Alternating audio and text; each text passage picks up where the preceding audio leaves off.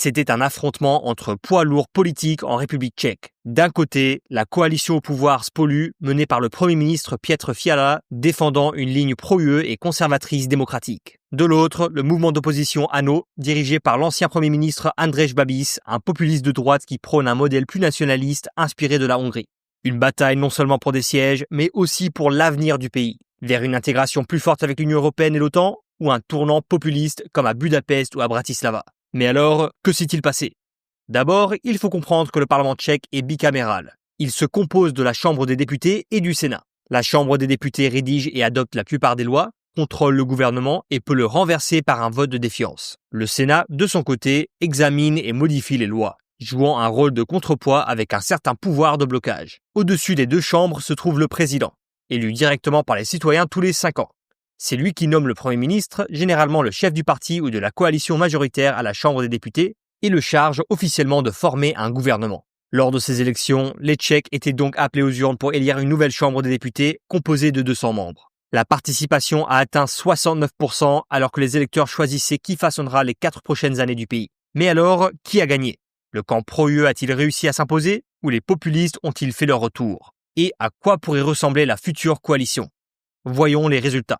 Première place, le mouvement populiste ANO, dirigé par le milliardaire Andrej Babis avec 35% des voix au moment de l'enregistrement. À l'origine, un parti centriste de protestation, ANO s'est progressivement déplacé vers la droite. Il adopte aujourd'hui une ligne dure sur l'immigration, se montre critique envers les politiques climatiques de l'UE et devient de plus en plus réticent à envoyer de l'aide supplémentaire à l'Ukraine. Au niveau européen, ANO a quitté le groupe libéral Renew Europe pour participer à la création de la nouvelle alliance Patriots pour l'Europe, une alliance d'extrême droite et eurosceptique aux côtés de Fidesz de Viktor Orbán et du FPÖ autrichien. Deuxième place, la coalition au pouvoir Spolu avec 23% des voix. Spolu réunit les démocrates civiques, les chrétiens démocrates et le parti Top 09, tous globalement pro-UE et pro-OTAN. Leur programme met l'accent sur une hausse des dépenses militaires jusqu'à 3% du PIB d'ici 2030, sur la réduction des déficits, le soutien aux entreprises grâce à un plafonnement des coûts de l'énergie et sur la numérisation de l'État. Ils avaient remporté de justesse les élections de 2021 avec seulement 0,64% d'avance sur ANO et depuis, ils gouvernent en coalition avec les maires et indépendants ainsi que le Parti pirate. En troisième position arrivent les centristes libéraux des maires et indépendants avec 11% des voix. Ils défendent une orientation résolument occidentale, pro-UE et pro-OTAN, tout en mettant l'accent sur la stabilité économique et le développement des infrastructures. En quatrième position, on trouve le Parti pirate, avec 9% des voix. C'est un parti de centre-gauche, libéral et axé sur la technologie et très pro-UE et favorable à l'OTAN. En cinquième position, le mouvement d'extrême droite Liberté et Démocratie Directe, ou SPD, avec 8% des voix. Ce parti est extrêmement eurosceptique. Ses priorités, organiser un référendum national pour quitter l'UE, rejeter le Green Deal et refuser totalement le pacte européen sur la migration. Les analystes les considèrent comme de potentiels faiseurs de roi dans la formation des coalitions après les élections. Mais nous y reviendrons plus tard. Et en sixième position arrivent les motoristes, avec 7% des voix. À l'origine fondé comme un mouvement autour d'une seule cause, contre l'interdiction des voitures à essence, ils défendent désormais un programme conservateur plus large pour la République tchèque. Ils sont eurosceptiques et plaident pour une réforme de l'UE. Donc, que signifient réellement ces résultats pour le nouveau Parlement tchèque ? Le pays compte 200 sièges au total et les règles pour les obtenir sont strictes. Un parti politique doit obtenir au moins 5% des voix au niveau national pour entrer au Parlement, une coalition de 2 partis doit atteindre 8%, et une coalition de 3 partis ou plus 11%. Les choses se compliquent ensuite à cause de la répartition régionale des sièges selon le système électoral. Cela explique pourquoi de nombreux partis tchèques n'ont pas réussi à entrer au Parlement. Pour ceux qui y ont parvenu, ANO, le mouvement populiste dirigé par Andrej Babis, obtenant 80 sièges. La coalition Spolu décroche 52 sièges, les maires et indépendants suivent avec 22 sièges, le parti pirate entre avec 18 sièges, l'extrême droite SPD obtient 15 sièges, et enfin les motoristes décrochent 13 sièges. C'est donc une victoire claire pour ANO et les forces eurosceptiques sont ravies de voir Babis en tête. Le président tchèque devrait presque certainement lui donner le mandat de former un gouvernement. Mais attention, les choses se compliquent pour Babis et ANO car tout n'est pas si simple ni garanti.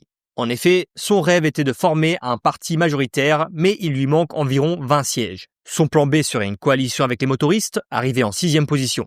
Leurs programmes sont assez proches, surtout sur l'économie, la migration et l'énergie. Mais même ensemble, il manque encore 7 sièges pour atteindre la majorité. Cette option est donc à oublier. Il ne reste pratiquement qu'une seule voie possible, intégrer l'extrême droite SPD à la coalition. Ensemble, ils auraient une majorité solide de 7 sièges, mais ce serait une alliance fragile. Pourquoi ? Parce que sur la politique étrangère, les deux partis ne sont pas du tout alignés. le SPD veut un référendum sur l'appartenance à l'UE et à l'OTAN et rejette tout soutien supplémentaire à l'Ukraine, des positions qui sont beaucoup plus extrêmes que celles d'Aeno.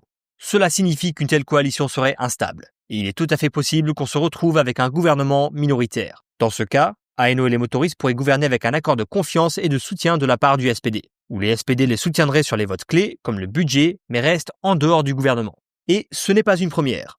En 2017, Aeno avait déjà gouverné en minorité en s'appuyant sur des arrangements similaires. La dernière option, et la moins probable, serait une grande coalition entre Aeno et Spolu. Mais c'est presque impossible. Spolu a basé toute sa campagne contre Babis et le rejoindre maintenant reviendrait à briser des promesses majeures, surtout pour les démocrates civiques. Au mieux, Babis pourrait essayer de séduire certaines formations au sein de Spolu. Mais même cela semble peu réaliste. Alors, le scénario le plus probable, un gouvernement minoritaire composé d'Aeno et des motoristes, soutenu par le SPD via un accord de confiance et de soutien. Le président Petr Pavel a également précisé qu'il ne nommerait pas de ministre des Affaires étrangères opposé à l'adhésion à l'UE ou à l'OTAN.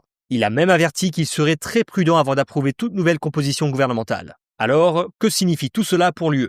La victoire d'Aeno marque un tournant vers l'euroscepticisme pour les prochaines années. Cela pourrait aussi réduire le soutien militaire à l'Ukraine et Babis a déjà laissé entendre que, s'il forme un gouvernement, il pourrait annuler l'initiative tchèque sur les munitions pour l'Ukraine. À l'étranger, cela n'est pas passé inaperçu.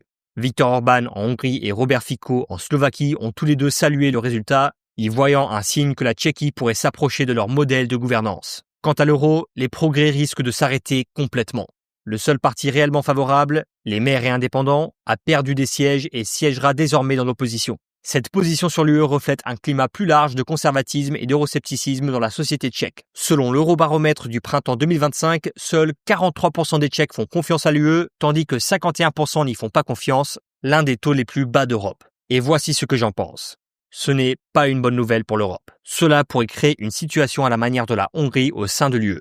Un État membre bloquant des initiatives clés de politique étrangère, surtout si Aeno doit faire des concessions pour inclure le SPD dans la coalition. Et honnêtement, ce n'est pas non plus une bonne nouvelle pour la République tchèque. Un gouvernement minoritaire ou une coalition fragile à 3 partis entraînerait de l'instabilité rendant plus difficile la mise en œuvre de réformes cruciales, comme la lutte contre la dette croissante du pays et le rétablissement de la discipline fiscale. Mais alors, qu'est-ce que vous en pensez ?